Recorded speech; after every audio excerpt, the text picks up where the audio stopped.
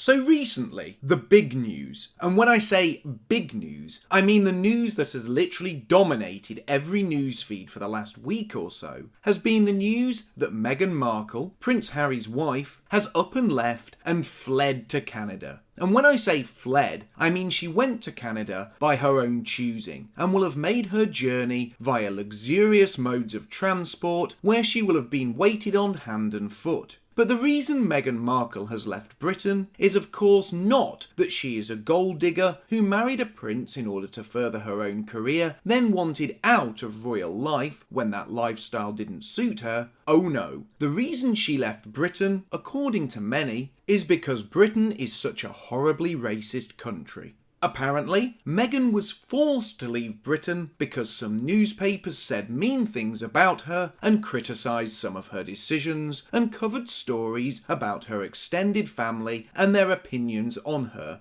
And all of that, of course, proves that Britain hates people of colour and of course proves that Meghan Markle is the victim of racism. Racism that forced her to move to Canada. But let's examine that claim. Let's look at how badly Meghan Markle was treated. And we can start with her wedding to Prince Harry. A wedding that cost in excess of £32 million.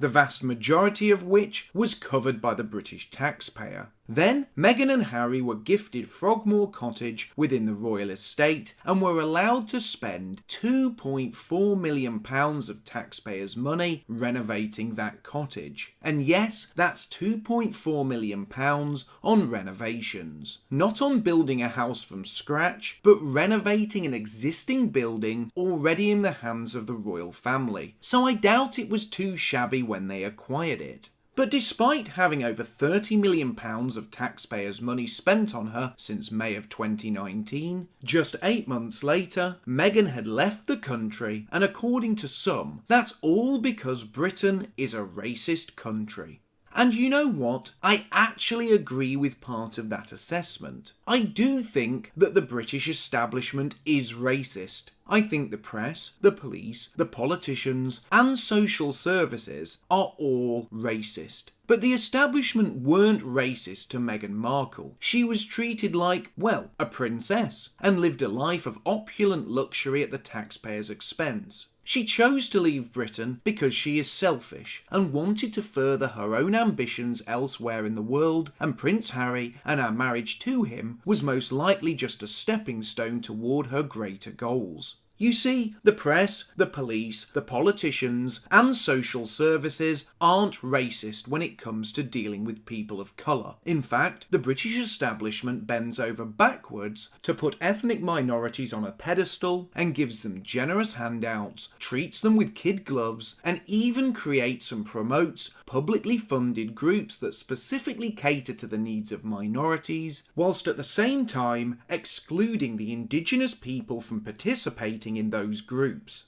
But worse still, the British establishment not only puts minorities on a pedestal, but the establishment actively turns a blind eye to crimes carried out by ethnic minorities when the victims of those crimes are of indigenous descent. Last year alone, nearly 19,000 children, the vast majority of whom were of indigenous descent, were groomed and sexually abused by men who were overwhelmingly from ethnic minority backgrounds. And this whole issue has been actively covered up by the British establishment, including politicians, the police, and social services. Recently, Greater Manchester Police were exposed for their complicity in the grooming of English girls by men from ethnic minority backgrounds. I read this from the Telegraph, and I quote, "An Asian grooming gang was free to roam the streets and abuse young girls because police officers were told to find other ethnicities to investigate," a detective has claimed. At least 57 young girls are thought to have been exploited by a paedophile network of around 100 suspected perpetrators based in South Manchester in the 2000s.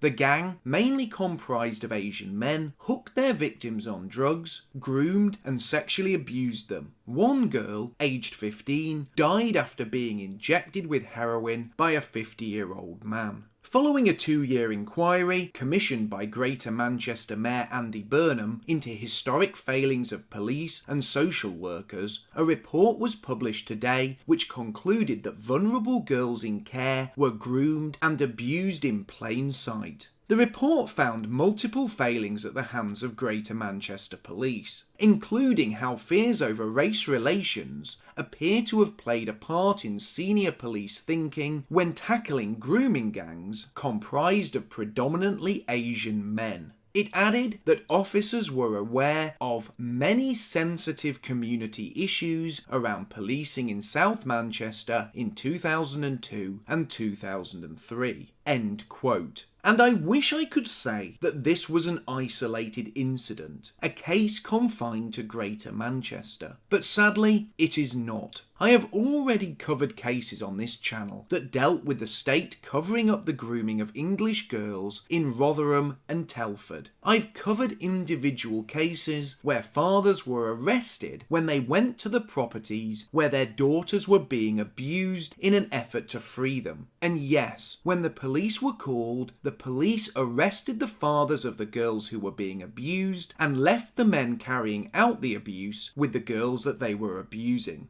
I've covered the case of the English girl who was raped by over 500 men. And again, when she went to the police about the abuse, the police arrested her and she was charged for prostitution. But most recently, another case has come to light where a girl was kidnapped and held captive for 13 years by a man of ethnic minority descent. She was held hostage in a house where this man lived with his brothers and their wives. On one occasion, when the girl in question attempted to break free, she began to scream and the police were called. The police ignored her cries, spoke to her kidnapper, and then left. Whilst this woman was held in captivity, her abuser regularly raped and beat her whilst shouting racist abuse at her. She fell pregnant several times, and each time she gave birth, the baby was taken from her and sold by her kidnapper. I could go into far more detail as cases of grooming in the UK stretch all the way back to the late 1970s, meaning that these cover-ups have been taking place for over 40 years, with the number of victims now estimated to be in excess of 100,000.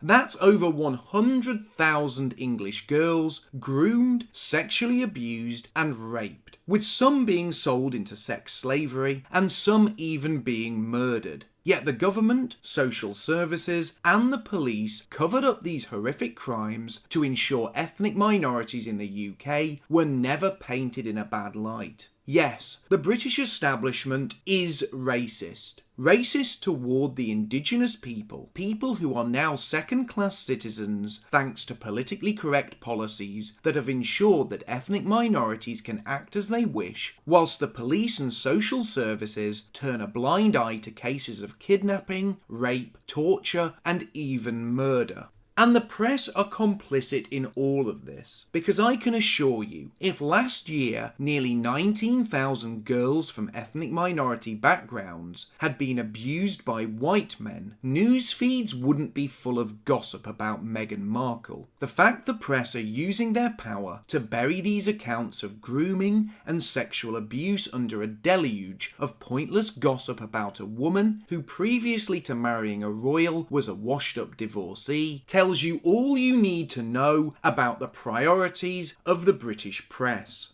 As far as the press are concerned, if there's a story that paints white people as evil racists, it's top of the news feeds, and people talk about it for days. Remember when England played a Euro qualifier against Bulgaria and the Bulgarian fans chanted racist slogans? Those chants got more news coverage, brought forth more government condemnation, caused more celebrity outrage and triggered more international action than the grooming, sexual abuse and rape of nearly 19,000 white girls. In fact, when it was revealed that nearly 19,000 white girls had been abused, not only was there a deafening silence, but the story disappeared and was buried by news of Meghan Markle's move to Canada. Yes, Britain is a racist state, and the government, social services, the police, and the whole establishment are involved in perpetuating this racism. And the victims of this racism are the Indigenous people.